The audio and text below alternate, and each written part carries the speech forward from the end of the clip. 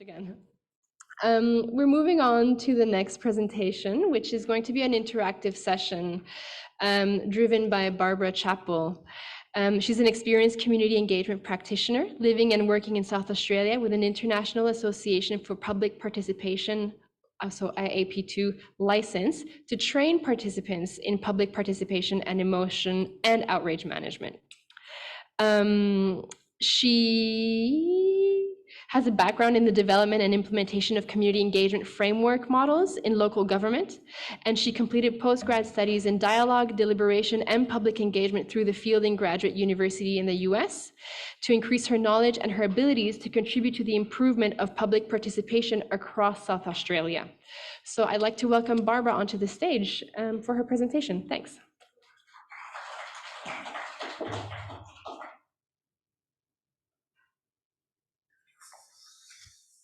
Thank you and good morning, everyone. It's a privilege to be here, and I also acknowledge that we are meeting on the lands of the traditional custodians. This is going to be an interactive session. I know when you come along to sessions like this, you do a lot of listening, and it's nice. But one of the, key things that I notice at conferences, the real sort of gold happens when people get to talk to one another. So I want to talk to you about that whole thing of communication, and this is what I hope to cover during this session with you this morning. So I want to talk to you about a communication perspective called CMM, which is the Coordinated Management of Meaning. I also want to raise your awareness of the communication patterns that we fall into, and also then I want to get you thinking about how you might establish new patterns of communication. So that's the plan. We'll see how we go, okay? So this work that I want to talk to you about, I had the privilege of studying with Barnett Pearce. I didn't get to meet Vernon Cronin. He had passed by the time I was doing my studies. And sadly, Barnett has also passed since I finished my studies. But I started to really become aware of the value of communication. I suppose back when I was a child, if you notice, I have a bit of an Irish accent. I watched the way people were in conflict in the country that I lived in. And I saw my father, who was a very quiet, gentle person, his communication would shift, and I could just recognize once we started to talk about the the divisions within Ireland, his whole pattern of communication would shift. And I saw that as a kid. I didn't really understand what it was all about, but I saw it. I saw the change and I could recognize the way that the talk was going to happen within our household once those issues came up. So when I went to study with Barnett, this was through the Fielding Graduate University in San Diego, around dialogue, deliberation and communication. It was because I had been delivering the IAP2 training. How many people have heard of IAP2 in the room? A lot of people have, but it's the International Association for Public Participation. And it has come up with a model for public participation, or what we call in Australia, community engagement. And so they've developed up a 5-day, well, I teach a 5-day program, although it's all shifting now, and I'm about to retire from teaching that. That's another story. When I first started delivering that in South Australia, which is where I live and work, it was at an entry level, and people were coming into that training at an entry level. But as the years went by, I found that people weren't coming in at an entry level. People were coming in with a reasonable knowledge of community engagement in South Australia, because we actually have done a lot of really good work in South Australia on developing our capacity to deliver good community engagement. And so I thought I need to step this up a bit, and that's why I went and did the postgrad studies at Fielding. Now, as part of the dialogue and deliberation, one of the first things they introduced us to was this concept, this communication perspective of the coordinated management of meaning. And I just wanted to acknowledge that this is the source. So Barnett Pearce and Vernon Cronin, developed in the 70s, published in the 1980s, but there is a CMM institute that you could, if you Google, you'll be able to find it, or I can pass on some details. So if we talk about what is this all about, it's about, you know, one of the challenges that we have in life is to manage the meanings in our communication so that our world is coherent, makes sense.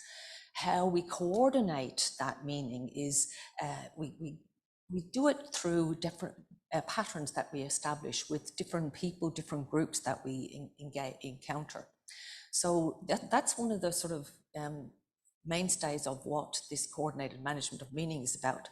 But for me, the piece that I take into my everyday life is that it's about privileging the people's stories above my own, because part of being able to coordinate the meanings and your communication is by listening to other people's stories. And everybody in this room has a story.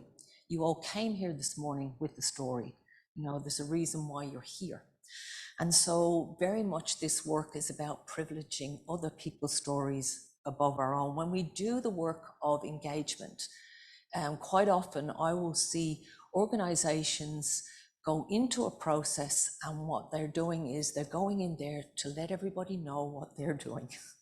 And Wendy sort of talked a little bit about this at the beginning, that you're wanting to be able to say, you know, tell us what you think of our research, but very much we often go out with, this is what we want you to know about. So it is a very sort of inward looking way, although we're going out with it, it is kind of inward looking. This is what we want you to know about us. The way this communication perspective flips it is, tell me about you. And if I know more about you and what you're thinking, what things mean to you, then I can start to see what I'm trying to get across to you. I can find out how that's going to be relevant to you and how it's going to make more sense to you when I tell you my stuff and it integrates with your sense of what's happening in the world. So that's the basic concept of it all.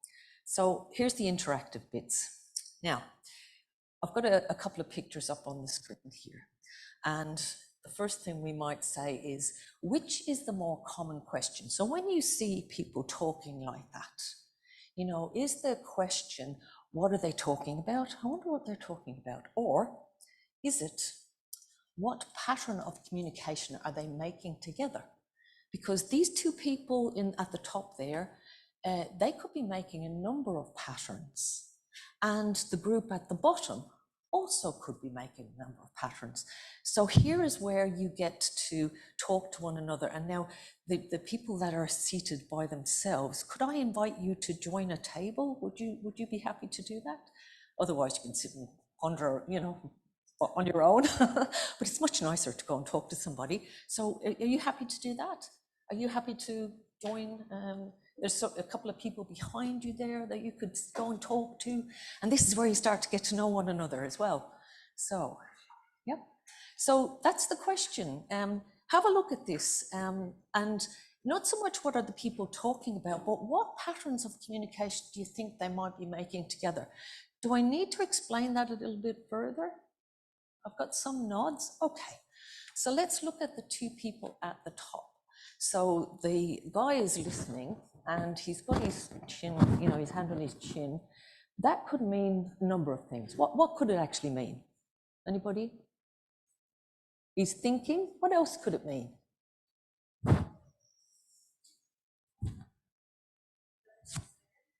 Doesn't understand? Yeah.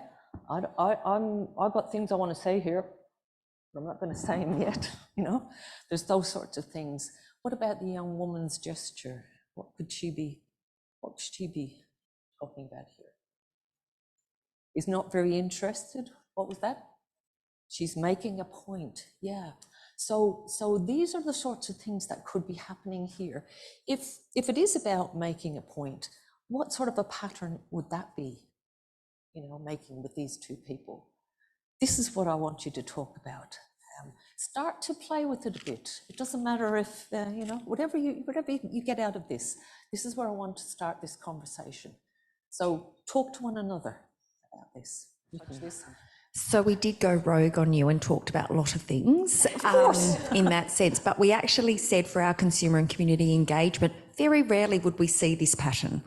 Working with young people, you would be on WhatsApp, you'd be texting, and then when you do get together, it's like around shared food, it's around relationships. Do you know what I mean? The pattern is very much the conversation happens before the meeting in some ways for people to be able to be processed. So when they come, they feel ready, they feel confident, they feel comfortable in that context. So it's probably more like the pattern that might be happening in the bottom area. However, I suppose the content is developed pre-meeting, and that pattern of communication, especially the way young people communicate, needs to be embedded in that process. So if I might just ask, that pattern that you're talking about, that you see with the young people, is it always a productive pattern? I think if you're scaffolding it as the, I suppose, facilitator, yes, because otherwise you need to be very mindful of the scope of influence they have. Because, dare I say, we're building a new hospital, if no one has seen that, at the Women's and Children's, and their cardinal mistake was they got onto car parking. And so therefore it became just bigger than Ben-Hur. And actually the conversation wasn't that productive because we can't magically have hovercrafts that allow people to park anywhere in the parklands. So for me, to be able to facilitate that communication, you need to be really mindful of their scope, so then it is productive. Good. When I asked that question, I saw this lady nod her head. Can I get you, are you happy to share your response? This lady here, are you okay? So when I asked, is the pattern, communication pattern productive? Sometimes it isn't. If you. Sometimes it isn't, depending on what someone's talking about. Like, I agree with that. Sometimes if like some people has one view, some people have another view, and sometimes complete polar opposites, then you have to have someone in the middle who's like playing both sides, who knows what they're doing. Otherwise, you go off in a completely different direction to what you want. Mm-hmm. Or we talk about something completely different to what the topic is about. Yeah. So I guess when we're looking at patterns, is that a pattern that you see?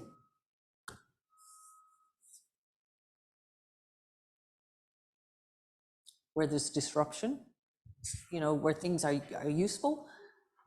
Yep. Any thoughts there? Here? Yep.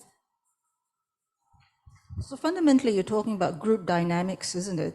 Not so much. The group dynamics can, thank you for that Yeah. question, can have to do with the setting. Yeah. What we're talking about is how people get into a pattern of how they actually communicate with one another.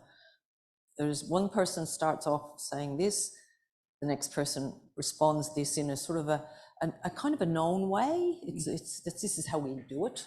Right. Well, is there, sometimes I find there's always a teller, somebody who does the telling. Uh-huh. Yeah. And then the rest of them just nod, or even if they disagree, you can tell the body language is, I'm not agreeing with you, but I'm not speaking up. Yeah. So it's that you can predict that that's going to happen. So there we have a pattern, and that's what I'm looking at here. So what patterns in the groups that you interact with, do you see patterns in communication? What have other people talked about? What did you talk about in your little group?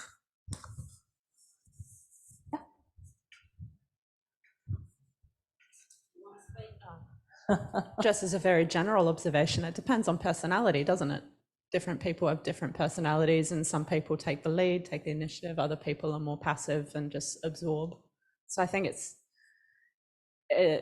it's hard to put that into, these are the patterns that we always observe, when it's so dependent on different personality types. Yeah, and I think it was Anton, he talked about looking at things from a different perspective. And this is what we're talking about, looking at the way people communicate from a different perspective, this communication perspective of, yes, it could be personality, but is it that person's personality that establishes a pattern of communication? A person who's quite forceful can actually set the tone of an interaction or a communication between a group of people, and people follow along. Yeah. Yeah, my observation is generally that we're not often taught very much about how to listen. So I think one really common pattern is somebody not listening, but just waiting for the other person to stop so that they can then say what they, have got in their mind the whole time, what they want to say. Yeah. So I think that's, a really common pattern that I'm really guilty of as well. Yep. But that's a great observation, and when we're starting to look at these patterns, that you probably know groups that you go into, meetings that you go into, where you know who the person is who's going to do a lot of the talking and dominate the discussions, and you can see the people who are going to sit back and perhaps not say anything. Like I mentioned the chap in the blue shirt. When I'm looking at that, I'm wondering if the pattern there is that he sits back and doesn't say very much. And, how might is that a good pattern for that group to be, in? What might be a different pattern for that chap? Yes. I think it depends as well, as someone has said, on the group, but also how you facilitate so the same people might have quite a different dynamic. Say, for example, if you're trying to get to a point of consensus to kind of move to something else, versus if you're deliberately facilitating to open up discussion and get a diversity of perspectives, for example. I think the same people can really shift their communication and their patterns of communication depending on what the intention of the communication is. Yeah, yep, these are all good points. Over this way, anything? Oh, here we go. When you looked, Why me? There's an invitation there. You're going to say something. I suppose the thing is, listening is a skill, and good listening enables you to have an open mind. So, spending time over the years with consumers or researchers, etc., you should be prepared to listen to others. So, what that guy is doing there, he's actually, to me, he feels like he's actually trying to absorb what she's saying. Like, I think it might have been Antoine said before about we all have a story that we bring here. Mm-hmm. So no story should be above another. So we should be able to absorb it. The bottom one is people working collaboratively. So that seems like everybody's putting their bit. Everybody's got their expertise, etc. So there's nothing wrong with the two pictures. And the other thing is with the first one, the lady's smiling. So it means that she doesn't feel like she's in a threatened way. She feels that she knows she's got control. She can actually portray a message across to a colleague there. Did you want anything else? Oh, thank you. Thank you for actually disrupting a pattern that I actually see when we're in groups like this. So you've actually been disrupting the usual pattern that I experience, and anybody who's facilitating actually experiences in this day and age. Because why I'm down here is if I stay up there, I can ask a question and there's kind of silence, because the patterns that we've developed because of things like online communication, just the way, with COVID and the way the world has changed, that we actually don't necessarily feel, I don't know whether it's confidence, but there's this pattern of you go along to a conversation like this and you're here to listen, you're here to absorb. And that's fine. I can stand up here and I could talk for the next, 20 odd minutes. And I can wear myself out, but I don't want to do that. And I am really interested in what your experience is of communicating with people. So by just being down here and having, looking to people and not wanting to put people on the spot, but when I see somebody look at me and they nod, I'm saying that's an invitation to say, come and, you want to have something to say, so say it. So what I'm saying is there's nothing wrong with anything in these pictures, but what I'm saying is, and what Barnett Pierce talked about was, it's not necessarily what they're talking about. It's actually how they're setting up patterns of interaction with one another that are going to be productive rather than unproductive. So the thing about, is that young fella, in the blue shirt, it may be that the pattern is he goes, he sits because they're all sort of, heads together. They've got lots that they want to say. he doesn't necessarily feel part of that. He might be new to the organisation. We don't know what the story is in that picture. We can make assumptions. But the way that pattern, if that goes on, this person could continue to feel, disengaged, and could become quite disruptive and create a disruption to the pattern in the way that this group actually communicates. Are there any questions from anybody or comments for anybody online before we go to the next bit? Nope. Okay, well, let's go to the next bit, unless there's anything else. Okay. So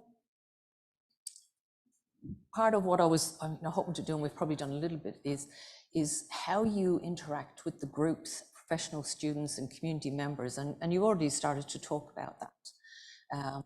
Are there different patterns in the way that you communicate with these different groups? So say, for example, the lady there mentioned working with young people. What is and you described the sort of way that you prepare to communicate with a group like that, and they know that they need to feel safe and comfortable before they can, come into probably a larger conversation. But what about when you're communicating with students? Is there a pattern that you have with students? Is there a pattern that you have with community members? That's the next question that I want you to ponder. Now, this is, again, a different perspective, and I'm asking you to open up your minds to thinking differently to what you perhaps normally would think about when you are communicating with groups. So I'm going to hand it back over to you to have that conversation. Are there different patterns of communication with the different groups that you work with? So with the time in mind, if I could again interrupt, because we've got a few more minutes for this session, and apologies again to the people online. So can you recognize that there are different patterns when you engage with these different groups? Anybody talk about that? Where was that? Yep. Can you tell us a bit more? Have we got the roving mic? Or have you got a big voice? Yep, here it comes. Okay, this lady here. Yes. Different patterns, like I'm in several different groups, and so depending on the group we're in, like one of the groups I'm in, like one of the people there, like you have to keep them on track all the time, otherwise they keep telling about what's going wrong and stuff like that. Mm-hmm. And yeah, the other one, like work is more like formal and stuff, whereas the other group I'm in is more like casual and stuff. Yep. So there's a formal and informal patterns that you recognize. Yep. Well, good insight there. Any others? Different patterns that you see with these different groups? Yes? No? Yes? Okay. Okay. Put on the spot. Huh? So I work in the Indigenous space a lot. So just two patterns come to mind for me. So now that I go into being new to Australia, going into their Aboriginal spaces, my new pattern is I don't say anything unless I'm invited to speak. And even then I'd be pretty sort of shy and humble, and certainly don't speak about me too much, and they don't care about credentials, etc. So that's one pattern I've now adopted. The other pattern is within those communities, whether it was back home in New Zealand in our Indigenous space or over here, is that you'll find a lot of the time it's the elders speak, and especially elder males. So if you want to hear women's voices and youth voices, culturally there are some patterns that can often prevent those voices from coming through. So just more of an insight. And we have to think that through as researchers and stakeholder engagers. Yeah, we have to know about that if we want to really get those voices heard. Yes. But you've still got to do it in a culturally acceptable way. Yes. So there's a lot of tensions to navigate. Good, and thank you. That I'm just going to keep moving with this, because one of my next questions was what actually keeps these patterns in place, and cultural is one of the things. You know, that this is the culture of our community, this is the culture of our organization. So the culture within the research community is, you know, that we establish patterns with the way that we work with professionals, the way that we work with community members, the way that we work with students. So it's starting to be aware of those patterns. And one of the things that, you know, the question was around, no, sorry, the thing won't go to where I wanted to go. Are there different patterns? You know, what actually holds these patterns in place is what I'm looking for on my screen, but forget about that for a minute. It's all right, I haven't blown it up. What I'm looking for is, you know, what are the things that hold these patterns in place? And sometimes it's because it's more convenient to continue to do things the way that we've always done them. So to be able to take a bit of a step back and look at, are we actually have we established some patterns in the way that we interact with people? And are those patterns productive? Because if they're not, if they're creating barriers to you being able to engage with stakeholders, then you need to look at shifting them. How do we shift patterns? Then it's to do with the way that we have conversations with people. So the last piece of what I wanted to work with you, but there's not going to be enough time, I'm going to talk you through it. It's about at every conversation that we have with people is in episodes. So every conversation is a series of episodes, and every conversation involves a series of turns. So we need to become aware of that. You know, each turn in a conversation can take it in one, you know, a good direction or a negative direction. I'm going to use an example just that I think everybody will be able to resonate in. Because of the time, I'm going to use it. So the first, I'm talking about having a conversation with a young relative. The young relative says to me, "Why don't you like my mum?" And the response could be, "Oh, well, you know, she's not the easiest person in the world to deal with." That's the second turn in the conversation. The third turn in the conversation is where the young person says to me, "Yeah, I don't like her either." And so the fourth conversation could keep going now, taking us down a rabbit hole into this child's mum is not the easiest person in the world. And, you know, the thought of the child is reinforced that, you know, she's not good. If we take a CMM perspective to this and we look at changing the pattern that this child is pulling me into or trying to, after the question is asked, "Why don't you like my mum?" I could respond with, "That's an interesting question from you. You know, what made you think of that?" So what I'm asking now the child is to think about what they've just asked and give me a bit more information. The child, you know, in this interaction and in any interaction, when you're trying to take turns in a better direction, turns in conversation in a better direction, the child might say, "Well, she's not very nice, is she? You know, and she doesn't always talk to you." So that is trying to take that conversation in a negative turn, and I'm going to turn the conversation back to being more positive by saying, "What might be a good thing to talk to her about?" So I'm actually turning this conversation. Every conversation that you have with anybody is a series of turns.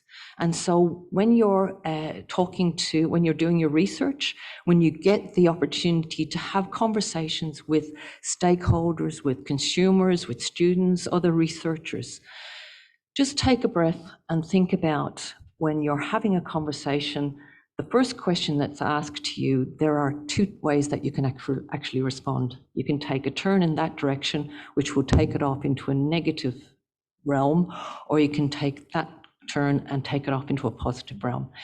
I studied this for about 12 months, so I've squished this all into a short time frame.